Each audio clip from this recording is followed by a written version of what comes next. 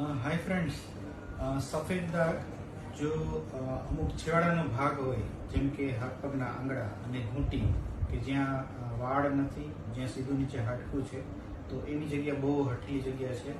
તો એમાં અમે 6-12 મહિના સુધી દવા કરીએ, પણ દવાથી જો રિઝલ્ટ ના લાગે તો એની એક બહુ જ સરસ સર્જરી છે, ઓટોલોગસ મેલાનોસાઇટ ટ્રાન્સપ્લાન્ટ. તો આજે હું તમને એના થોડા સ્ટેપ્સ બતાવું છું. આ સ્કીન લઈએ છીએ, એનો વિડીયો છે. સ્કીન લીધા પછી આ માઇક્રોડર્માબ્રેઝન કરીએ છીએ, કે જેનાથી આપણી સ્કીન ઘસી અને માઇન્યુટ બ્લીડિંગ પોઈન્ટ સુધી.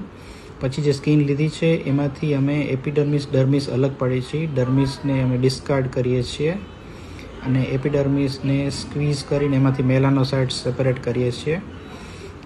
પેશન્ટનું સીરમ છે, જે એન્ટી ટ્રિપ્સિન એક્ટિવિટી તરીકે આ ફિલ્ટરથી અમે મેલાનોસાઇટ્સને સેપરેટ કરીએ છીએ અને પછી એને સેન્ટ્રીફ્યુઝ કરી અને આ લિક્વિડ રેડી છે આપણી પાસે, કે જેમાં મેલાનોસાઇટના સસ્પેન્શન્સ છે.